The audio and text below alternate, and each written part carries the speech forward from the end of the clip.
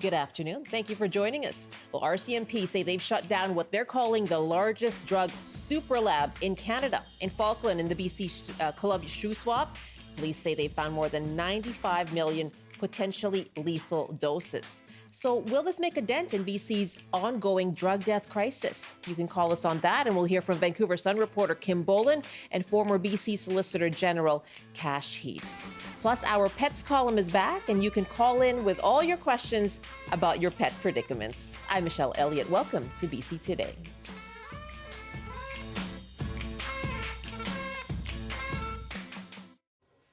RCMP say they have taken down the largest drug superlab in Canada, and it was located here in our province in Falkland, just 50 kilometers east of Kamloops. They described the lab as having 2 stories with 10 rooms containing drums and drums of chemicals.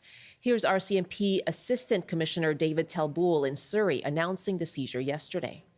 Investigators seized approximately half a ton of hard drugs, including the following: 54 kilograms of fentanyl, 390 kilograms of methamphetamine, 35 kilograms of cocaine, 15 kilograms of MDMA, and 6 kilograms of cannabis. Furthermore, the investigation to date has resulted in the seizure of a very significant volume of unregulated and scheduled precursor chemicals, approximately 5,000 liters of precursor chemicals and over 10 tons of powdered precursor chemicals. That said, and I apologize, believed to be all these chemicals were believed to be for the production of fentanyl and MDMA. And that said, and of particular concern is the discovery of several tons of unregulated chemicals believed to be used to produce P2P, phenyl 2-propanone, a Class A scheduled precursor essential to the manufacture of crystal methamphetamine. Manufacturing methamphetamine using P2P has not been seen in Western Canada until now. To put things into more context, the over 95 million potentially legal doses of fentanyl that have been seized could have taken the lives of every Canadian at least twice over. Well, with more than 15,000 deaths here in BC since 2016 in the ongoing toxic drug crisis, what impact will this kind of seizure have? So we're taking your calls on this. Does this superlab takedown make a dent in BC's toxic drug crisis? You can call us 1-800-825-5950, 604-669-3733. You can hit pound 690 on your cell phone. Our email is bctoday@cbc.ca. Joining us now for more on this is Vancouver Sun crime reporter Kim Bolan. Kim, good afternoon. Thanks for being here. My pleasure. Thanks for having me. Just how significant is this bust?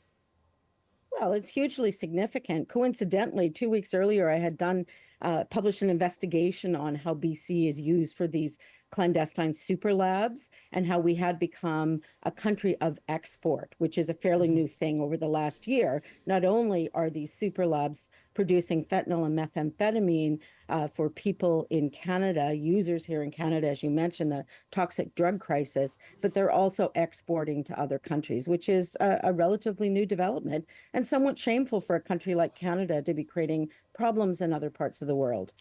Yes, you've reported on that expanding reach of local crime groups here, their connections to other countries. And police did say that they connect this super lab, as they call it, to transnational crime. So what does that mean exactly? Can you describe what those connections might be?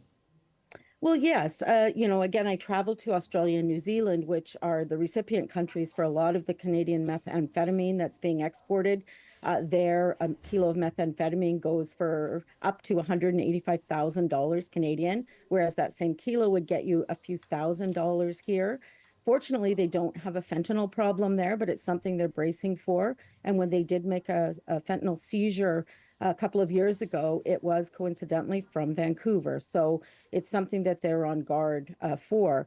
Now, we have a lot of organized crime groups in Canada. People have seen the violence on the streets. Obviously, we have a big drug trade here. Groups like the Hells Angels, the Wolfpack, the United Nations Gang are working with their counterparts internationally, including the Mexican cartels, Sam Gore, and other triads, and Middle Eastern organized crime groups. Ironically, while they're battling on the streets here at the highest level of these criminal organizations, they cooperate because they all want to make money, and the profits are absolutely huge. So, as the assistant commissioner said yesterday, taking out this lab will definitely make a dent in those profits. More than $485 million in illicit drugs and ingredients seized in this Falkland seizure and drug bust. So you say there's cooperation among those international crime groups with those here in BC. What about authorities and police? Have they caught up with that kind of cross-border cooperation? Oh, they certainly work closely together. And, obviously they hold their cards close to their chest, but I wouldn't be surprised if there had been information passed between the Australian Federal Police, New Zealand Police, definitely the Drug Enforcement Administration in the United States. They pass intelligence back and forth all the time. And that's why we see the Canada Border Services Agency seizing some of the outbound methamphetamine as they did last month. That's because they get intelligence from their counterparts, and they also pass along intelligence that has allowed for interceptions of methamphetamine and charges to be laid in Australia and New Zealand both. Can we keep up, Kim? I note that the P2P materials, phenyl to propanone, I may be pronouncing that incorrectly, but it's a precursor to make and create crystal methamphetamine. They say that hasn't been used here yet, and this would be the first. Do criminals find just the next step? And is this a matter of just playing whack-a-mole in the end? Yeah, certainly it is. It's, I call it an international game of cat and mouse because, these transnational organized crime groups employ the best chemists. So even if a chemical is regulated or becomes more difficult to get, they just change chemicals and then they get precursors, as in the chemicals used to make the precursors that are used to make the toxic drugs. So it is a real problem. I think a key word that the assistant commissioner used yesterday was unregulated.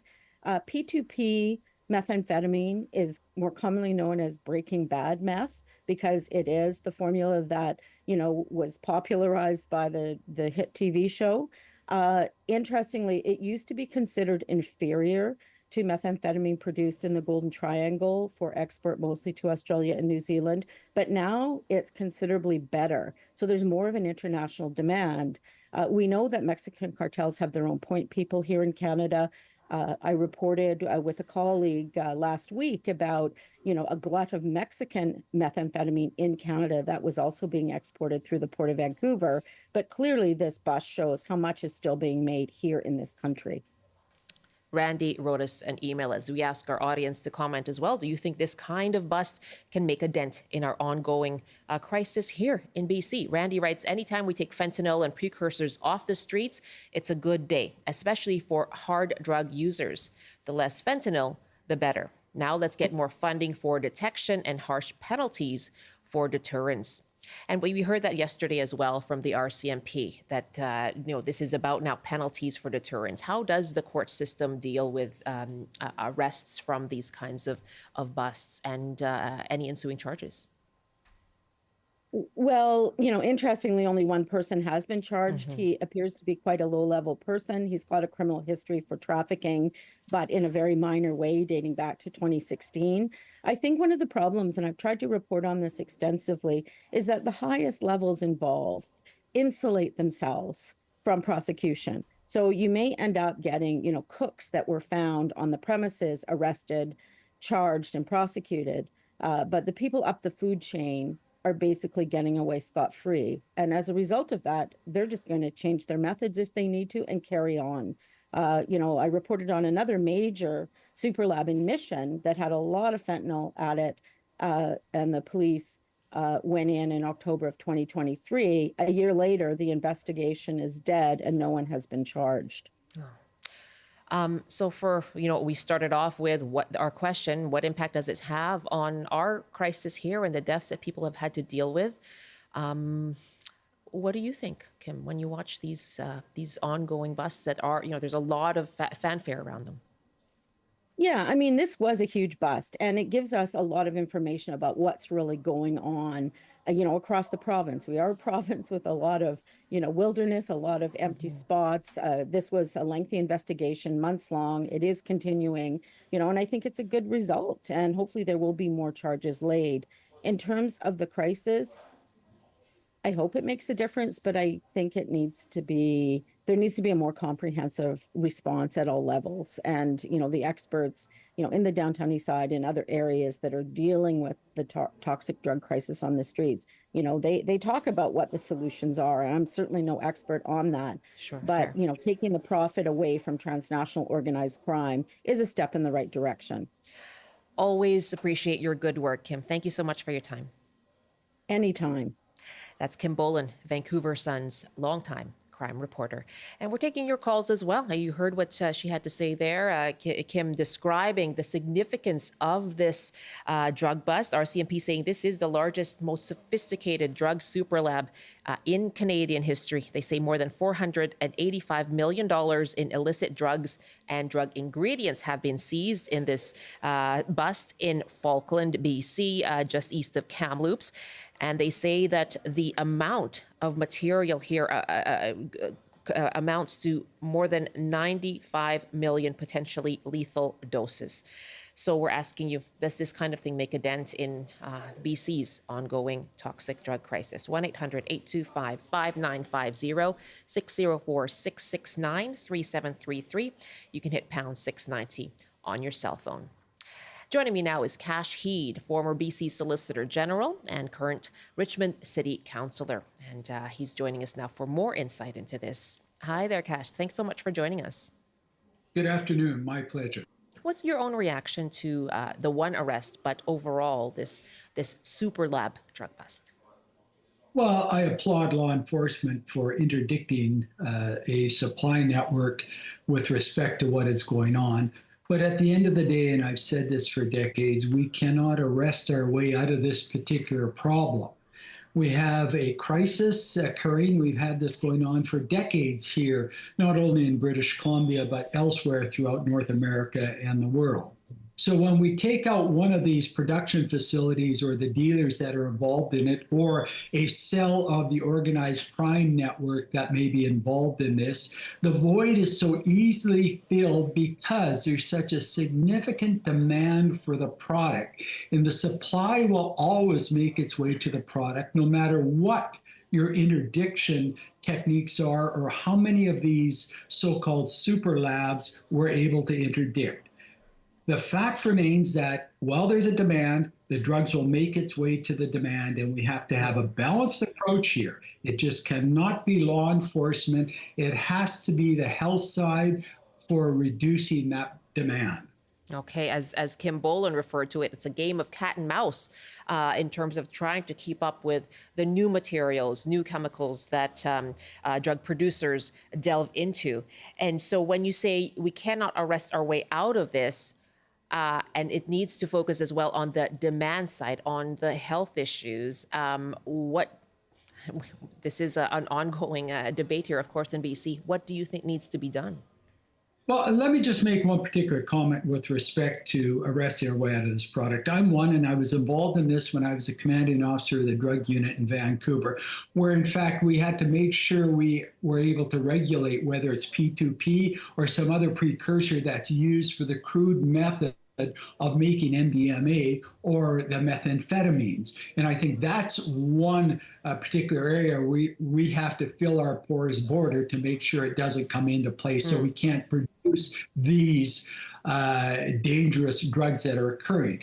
But what I mean here, and this is a result of a long-standing study I did with respect to these organized crime groups that are making a significant profit from the sale of illicit drugs, is the fact that when we actually, for example, take out a network, there's so many people that want the drugs. The price may change for a period of time, but it comes back to a balance of what it's going to be for a point of fentanyl or methamphetamine or something of that nature.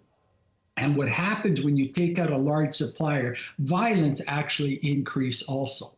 So when I look at the economic forum, and I looked at some of the data that came to their attention, and some of the studies that were done, for example, the RAND study that was done in this particular area, they found that there are so many people that are willing to take the risk of producing illicit drugs or transporting illicit drugs to the market, that no matter what we do to try and stem that flow of drugs coming to our streets, it will always, and it has for decades, made its way to the street. And you talked about earlier about whether they changed the particular product. We've kind of had this perpetuation into the fentanyl crisis that we're in right now, but you go back to the Talwin and Ritalin and the core of those that was used when I first started placing, and how you've got that change. So again, we're focusing on one particular area, but we need that balanced approach. And that is so significant, because as we get into this rhetoric, and we just came through it with this election here, Right, of dealing with things on our streets. The decrim overshadowed so many of the things that need to be done with respect to this. And that's what our policymakers spent all of their time on, versus looking at that. And Kim used the term too, and I'm going to use it, a comprehensive approach. And that is a balanced approach to this: interdiction of supply, and of course, reducing the demand. let's take a call here. We are asking our listeners and our viewers, what kind of dent do you think a significant drug bust like this can make into our ongoing toxic drug death crisis here in BC? Marcia is joining us from Surrey. Hi, Marcia. Thanks for joining us. Hi, you're welcome. I was an addiction counselor in prison, and I can assure you that the people who end up in prison are not anywhere near even the mid-level organizers in the drug trade. Policymakers, I don't understand when they talk about stemming the flow, and this is my main point, that in 1997, the Port of Vancouver police were virtually disbanded. And we know that an awful lot of the drug chemicals come in through the port. And so if only 1% now of the containers, the port containers, are being checked, then how can we possibly say we're working to stem the flow? Okay, Marcia, very good question. Thank you very much. I'm sure, Kash Heed, you have some thoughts on that. Yes, I absolutely do. We have to look at the uniqueness in the transnational or transportation network with respect to the flow of illicit drugs, whether for export or import. For example, a fistful of fentanyl from China can make a organized crime group $1 million. Most of the drugs that do make our way into Canada come through the mail system. And most of our drugs that are exported from Canada at the bulk nature are, as correctly notified, could go through the ports, it could go through the airports, it could go through the transportation of our road networks, like you do for the distribution of any goods, whether legal or illegal. That's the network that we have. That's the economy that has been garnished as a result of this. So it's just like any other trade across countries or around the world, is the illicit side of this. So let's be cognizant of that. So when we talk about the difficulty of stemming the flow, you can see the networks that we have to pay attention to. And to tell you, to be quite upfront, although I applaud law enforcement for what they did there are not enough resources if you were just going to focus on interdicting the supply. We know that. And that's not even going with the balanced approach, so we can get the health practitioners and the education part of our system dealing on the prevention of stopping people from trying this to begin with. Let me just get one more caller here. Eric in Lytton, and you have some concerns around the rural areas, the swaths of forest that we have in this province. Eric, go ahead. Yes, I was wondering what kind of suspicious activity should we be looking for? Because we see at nighttime people driving up in the rural areas with trailers with big blue containers on them. And You're wondering what that is. yeah, I was just, I don't think they should let him out of jail, because if they do, I think he'll get whacked. Okay. Eric, thank you very much for the question. Kash Heed, we've had this. We heard that this particular facility, there's a smell, there's a real increased use of power and that kind of thing. So if you are a resident in rural BC, what goes through your mind when you hear about this? Well, look at this in Falkland, and I'm well aware of Falkland. I was born in Kamloops. My mother's from Kelowna. We used to drive that all the time. You look at Falkland, they don't even have, from the best of my knowledge, a full-time police officer that is actually stationed in Falkland, BC. So the people that are setting up this, there's various things they'll look at. They'll look at the transportation network. You're on a major highway. You're between two airports, a domestic airport in Kamloops, a international airport in Kelowna. That's something that they keep into mind. And the fact that they could go undetected in a rural community where not many people are going to report what's going on, because on that highway you have transport trucks going all the time. So I encourage people to be on the lookout. For example, if you've got these late at night, these trucks going up into a rural or a logging road where in fact they're not logging trucks and stuff like that, those are the things that you have to report. But here, Michelle, when you report it, there has to be the ability of law enforcement to have a look at that. If they don't have the resources, if they don't have the ability, then people become absolutely frustrated that no matter what they report, nothing happens. It's different in an urban setting, and you talked about some of the things to look for in an urban setting. Kash Heed, very good to have your insight on this. Thank you so much for your time. Thank you. That is BC's former Solicitor General, Kash Heed, Richmond City Councillor. Now, it's 12:27 Pacific Time. This is BC Today. And coming up in our next half hour, we're going to talk about what you need to know when it comes to pets as the weather turns. And we are heading into a time change, of course, this weekend. Yesterday, we asked you how you felt about Halloween fireworks. Are they part of your community Halloween festivities? Do you think they should be limited or banned? And Pamela wrote us this email. I agree with all the callers with regard to the potential harm fireworks can inflict on individuals, wildlife, and the environment. Catherine writes, fewer people would purchase fireworks if they realized the implications of airborne toxins and correlation to climate change. And Sarah wrote this, when we moved from Ontario to BC 33 years ago, I was totally surprised and bewildered at having fireworks on Halloween, as Ontario's Firecracker Day was always Victoria Day, May 24th. Now, we moved to Bowen Island, where they have the best community Halloween celebration ever. After the kids do their trick-or-treating, the whole island community, hundreds and hundreds of people, gather down at the lagoon at Deep Bay. And the volunteer fire department put on an incredible show. We all enjoyed hot apple cider and hot dogs. It was amazing. One Halloween, I counted 397 kids at our door. No one does it like Bowen Island. Well, Wendy would disagree. Wendy writes from Abbotsford about another community celebration. I saw a great idea in Kamloops a couple of years ago. After Halloween, the fire department had a giraffe truck and a huge tarp on the ground. And by donation, the kids were harnessed. They would go up into the basket one by one and take the jack-o'-lantern at the top and drop it and smash it on the tarp. They loved it, and a good way to raise money as well. Sounds like fun and probably very satisfying. Thanks for your emails.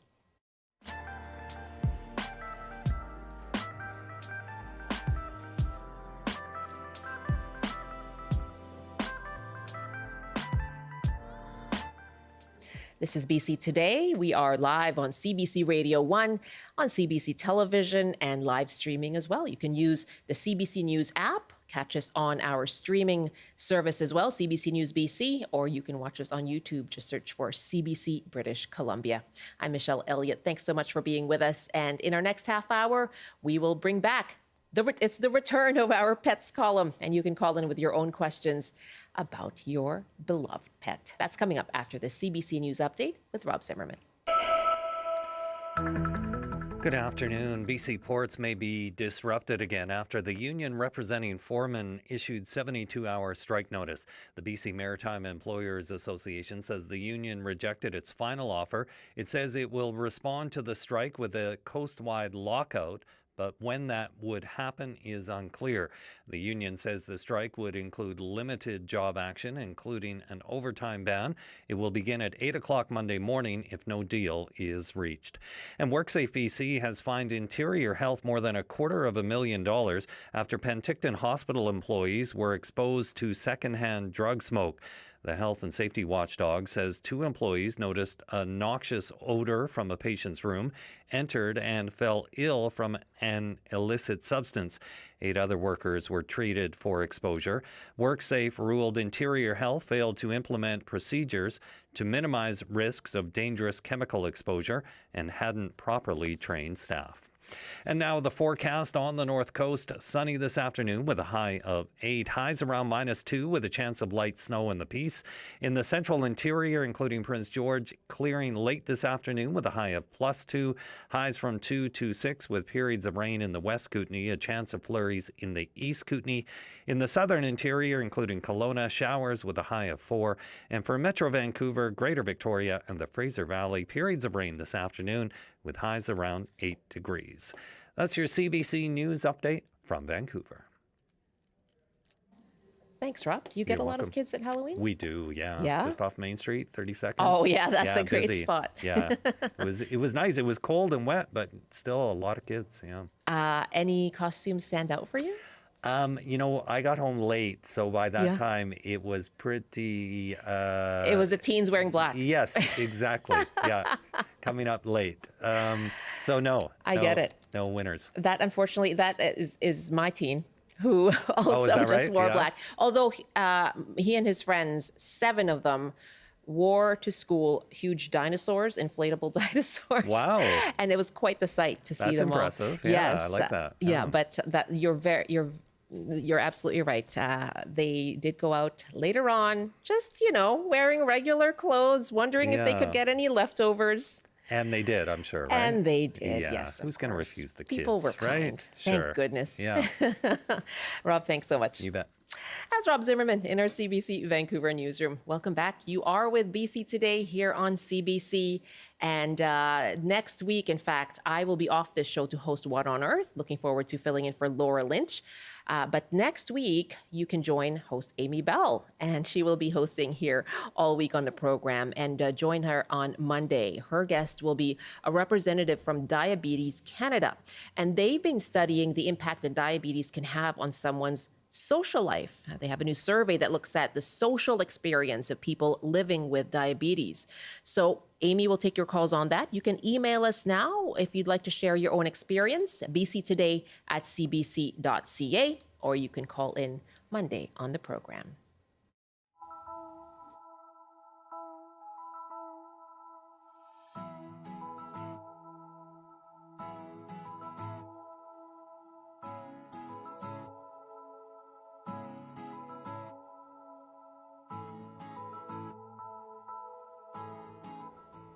Let's talk about those busy Halloween neighborhoods in Vancouver. Douglas Park neighborhood is one of them. It was buzzing last night. Once again, a Halloween hotspot this year. And hundreds of families and children going door to door, of course. Our Janelle Hamilton caught up with some of the costumed cuties. I love the free candy and how all the people in the neighborhood are all together and giving it out and having fun. We get a lot of candy and spend time with family and friends. And tell me a little bit about your costume. I'm a serial killer with a C, so I kill cereals. And I'm a cobra. It's just so nice to see the community come together and have the kids all have so much fun. So it's a fun night for us all to be out. And I'm dressed up as a dead bride. I chose this costume because Halloween is my favorite holiday of all. It's even better than my birthday to me. I like it so much that I chose something spooky to match with the spooky theme around. It looked like all the lights were off. We thought, oh, it's just a regular house. I walked up, and me and him walked up. He was at the bottom of the stairs. I went up to the door, trick or treat. This thing, I just heard something go, and then I looked behind me. I heard this kid screaming, and then I turned my back, and I saw a tarantula climbing on my leg, and like, ah! Some houses I've been to are like really well decorated, and I absolutely love that. Lots of king-size chocolate bars. Like last year I only got one, and this year I've already got like 9. This is our 13th year with our kids. It's amazing. These guys love it. We love it too. It's a great neighborhood, great atmosphere always. And also we have a tip. So when your bag is full, put it in another bag so it looks like you just started, so you get more candy. I love those. And those costumes. Oh my gosh. I saw a Harry Potter, a princess, a giraffe, and of course the serial killer. He had a box of Cheerios cereal and a makeshift knife across it. That was very clever. I love seeing those costumes. Thanks so much for that, Janella. Of course, Halloween last night. How did your pets do amid those fireworks? It can be a stressful time of year for pet owners. So we're going to talk about that and other pet behavior questions that you have. Sarah Shapiro-Ward is with me now. Sarah is head trainer at When Hounds Fly and a certified professional dog trainer. And our numbers again for that, if you have any questions about pet behavior and your pet predicaments, 1-800-825-5950, 604-669-3733. You can hit pound 690 on your cell phone. Kids and pets. That's what it's about, right? Kids and pets, for sure. How did your doggies do? Doggos? Mine actually did really well Yeah. yesterday. Yeah. I used to live in Kits, and it was a bit harder in Kits. And now I live in Fairview. And for some reason, it was a lot easier. Was it where quieter? we are now. Yeah, we live not far from like Granville, so it's quite a busy road. And I think the thing with my two is it's harder for them having like people come and knock on the door. Oh, really? And it's a lot easier. The fireworks are okay for my guys. Okay. Yeah. So and I was disappointed the first Halloween that we lived here because I bought all my candy and I did pumpkins on my steps, and then no one came because we live next to the road. So, right. Yeah, but actually it's a bit of a blessing for my dogs. They appreciate it. So there's that, the upside of it. But what impact can that have on our pets? It can be pretty impactful. It kind of depends on the pets. Some pets are pretty chill, but for a lot of dogs, especially, knocking on the door, that can be really exciting for them. Yes. So they spend the whole evening in this state of just very high excitement. One of the things that can happen is they just get really excited and have accidents. So I've seen that happen before. And then the other thing is a lot of barking. And so sometimes what I see is people answer the door and then the dog barks and then the kids run away and it's kind of scary. So yeah, it's just a cycle. It can be. And So you're right. And what about we're heading into this time change this weekend, and pets, they probably don't really care about the clock. Yeah, it takes them a little while to adjust. I know for my dog, one of my dogs anyway, he demands his food exactly 1 hour time difference. Depends if we're going forward and back, but he takes. I have to stage it so that he doesn't realize that we're setting the time back. But it takes a couple of weeks, and he's like, "Hey, Yeah. He has no problem with me feeding him early. It's No. just when it's late. He's Yes. like, "Hey, what time do you think this is?" So you actually have to work on it for a couple of Yeah, weeks. for a lot of these things, you kind of have to do a slow routine introduction. So I just feed him at the same time for him, and then just push it back as we go, Slowly, little by little. 15 minutes at a time, and before you know it, he's adjusted. Try to get past his smart self, right? Yeah, it takes him a little while. All right, let's take some calls. 1-800-825-5950, 604-669-3733. Your questions about pet behavior. And Michael is calling us from Salmon Arm. Hi, Michael. Welcome. Hi there. Thank you very much. Sure. What's your question? So we have a flat coat retriever. He's 5 years old. He's a beautiful, smart dog, but he's developed really severe anxiety while traveling in our vehicle. And he was always excitable, but now the anxiety is panting for a 3-hour trip. There are drugs that we can use, but we don't really like doing that. So I need some advice. Yeah, that sounds tough, especially if you need to get your dog into the car. That's definitely something that can be anxious, really stressful. You know, you need to go on a vet trip, and now suddenly the car is an issue. Yeah, I have a lot of sympathy for that, especially if it hadn't been a problem until just now. If I could interject, he doesn't mind. He wants to go for a ride, right? And he's excited in the short rides, but for a long ride, he just hyperventilates the whole way. Okay. And he's just standing up, just hyperventilating. He's not getting sick. Right. He's just anxious. Right. Yeah. So he's anxious in the car on the long for those long 3-hour car trips. Yeah. Yeah. So and that's something that I always like to kind of distinguish. Like, is it car anxiety going into the car? Is your dog generally excited? Can they handle a short trip? Can they handle being in there while the car's not on? Or is it these longer trips? And often when it is the longer trips, it's car sickness. And I know sometimes anxiety and car sickness look very similar. So with anxiety, you get pacing, you get drooling. With car sickness, you get pacing and drooling. A lot of the time with car sickness, you don't actually get vomiting.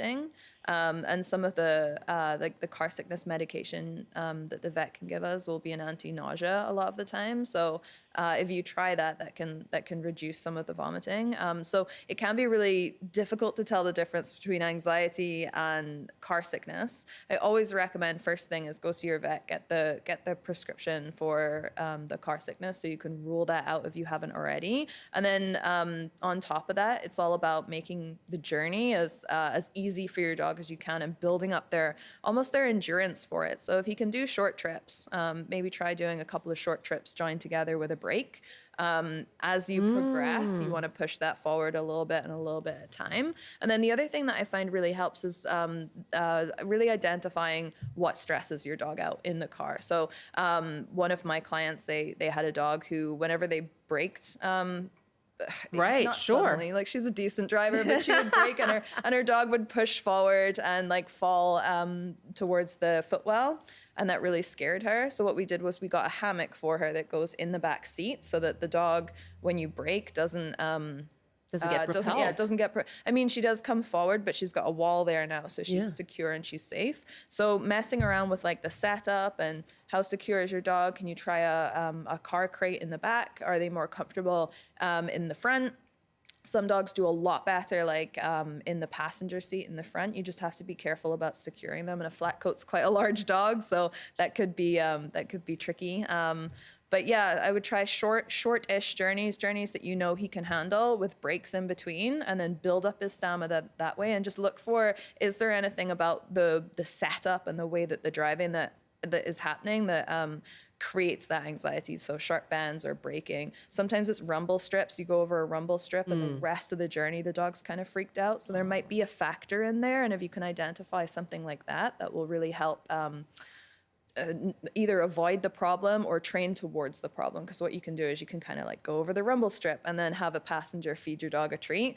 You always got to enlist help with car stuff, because you can't drive it. Friends don't let friends drive and train their dogs, you know.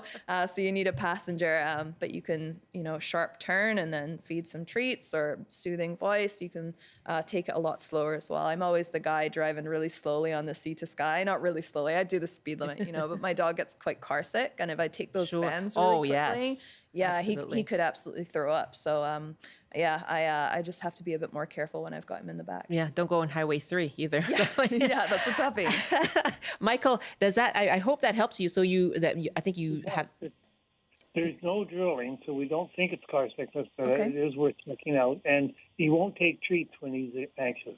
Yeah, that's very normal with both car sickness and with anxiety. So it's just like humans. If you're anxious and someone says, "Here, have a cookie," you don't want it. You know, that's the last thing I want. Yeah. Well, Michael, yes, perhaps trying those shorter trips, get a break in there, and really zeroing in on what it might be that's causing your little doggo big doggo to not do well or be anxious during those long trips. Thank you so much for being our first caller today.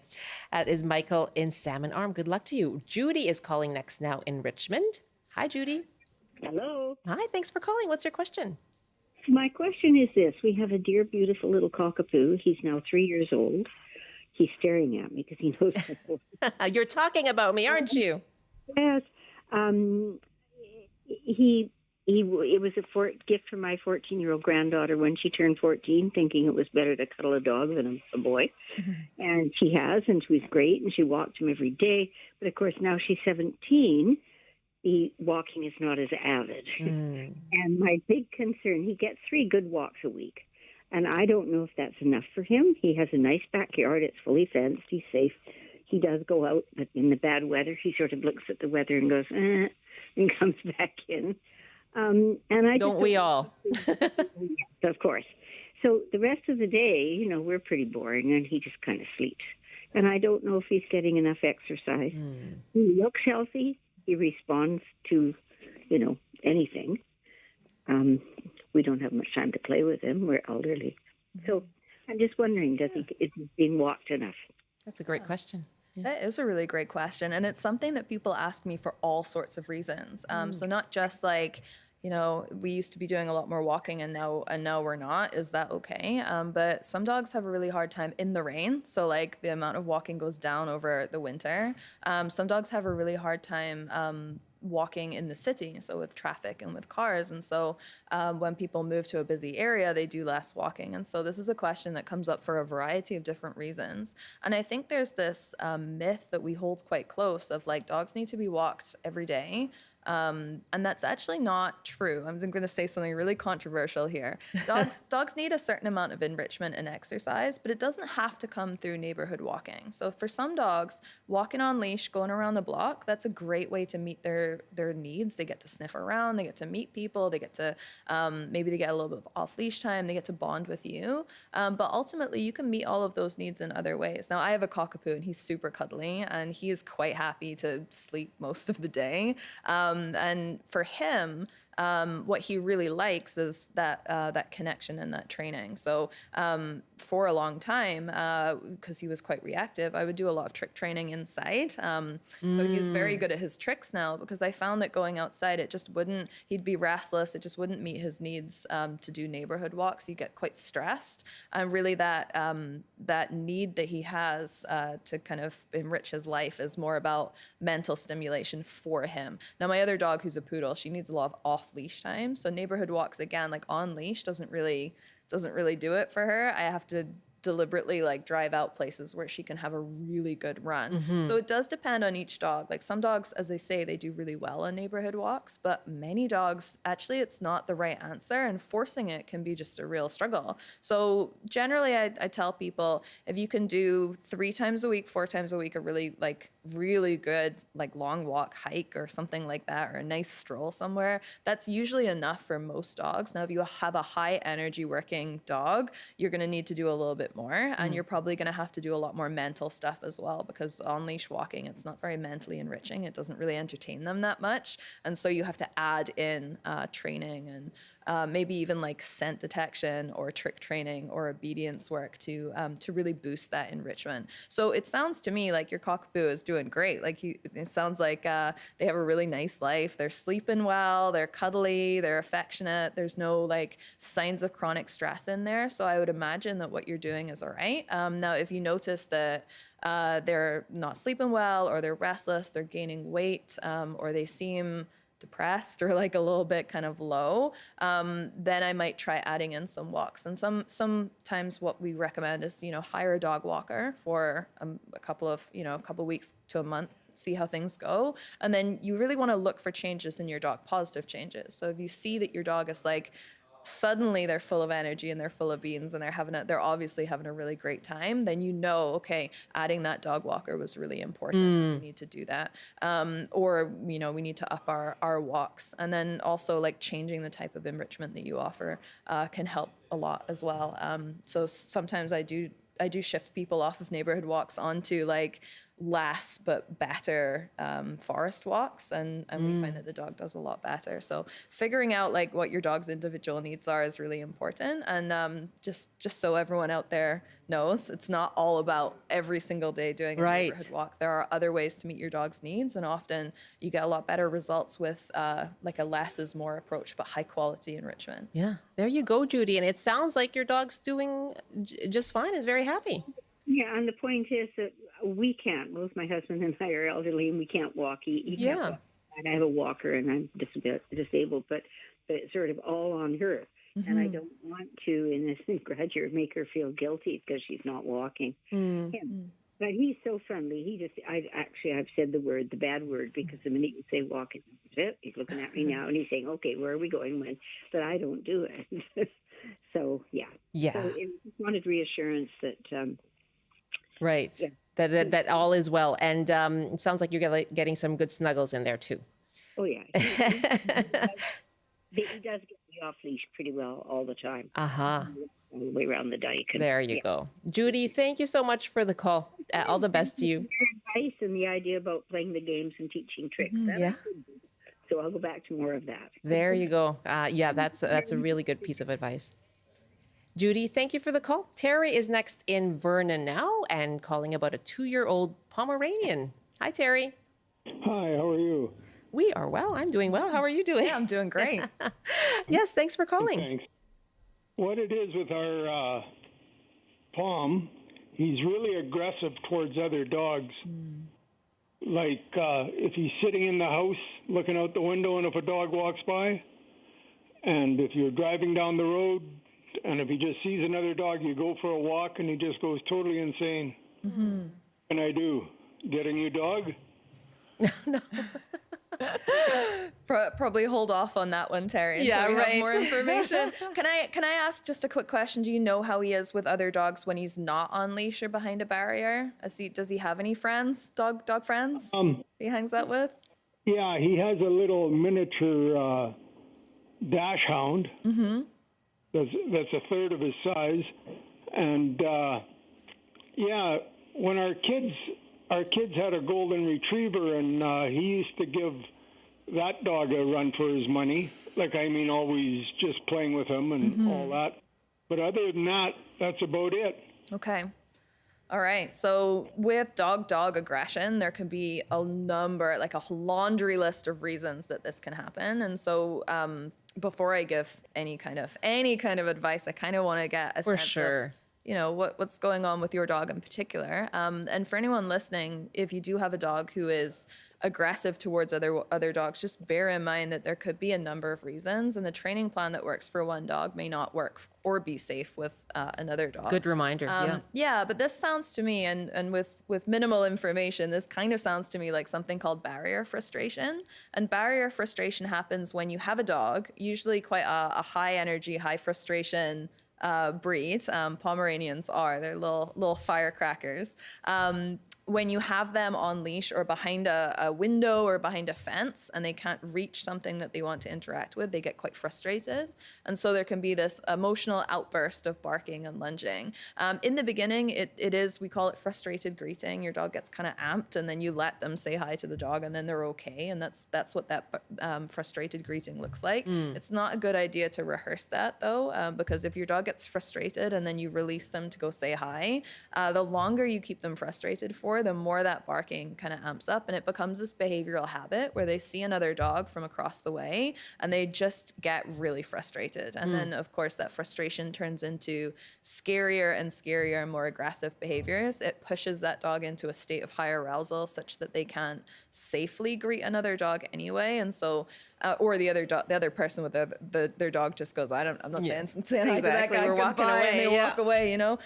So what happens over time is your dog just gets into this habit of seeing a dog, getting highly frustrated, getting really emotional about it, and then struggling to come down from that properly.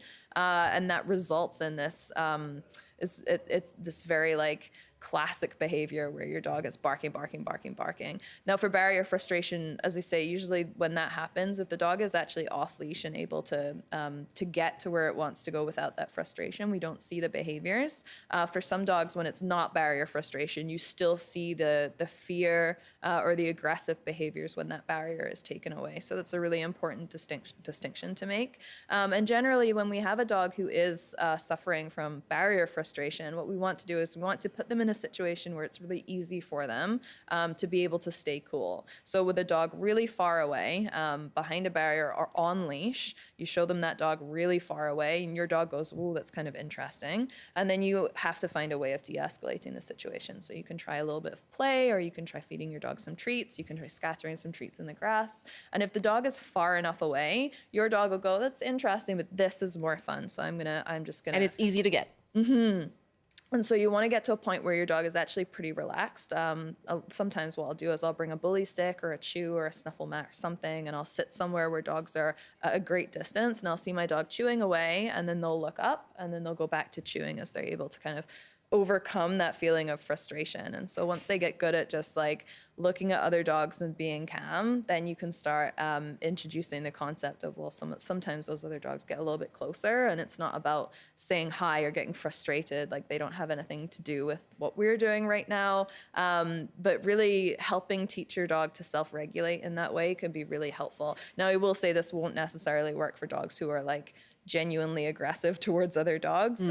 Sometimes we need a little bit more thought to go into the process there, because you'll find with dogs who are suffering from other kind of other or more severe behavioral issues, you can't feed treats. They see another dog, even if it's really far away, and they're like, this is the most important thing in my life right now. I have to deal with that. So there's a lot more like bigger training protocols that we can put in place for those dogs. But for a little guy like this, if you have the setup, like somewhere you can be where dogs are passing by at a distance, and you can just get your dog mildly interested and then back to an activity that they were doing, that can really help de-escalate some of that frustration they feel.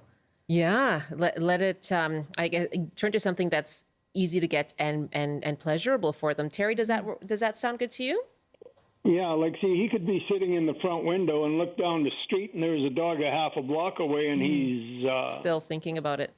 Yeah. And like, you try everything. We tried the squirt bottle. We tried throwing his ball for him, and he's a real little stinker. It's always hardest to do.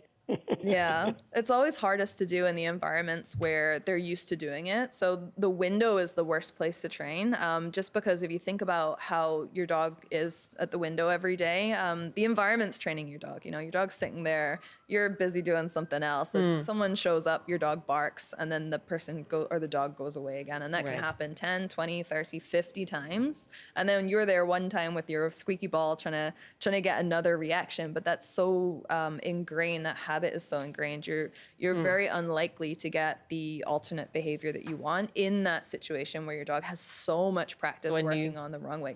New location. Exactly. So if you can change the setup so that you're in a novel place, that can help a lot to get your foot in the door. Thank you so much, Sarah. Always great to have you. Thank you. Thanks for having me. Sarah Shapiro Ward, certified professional dog trainer.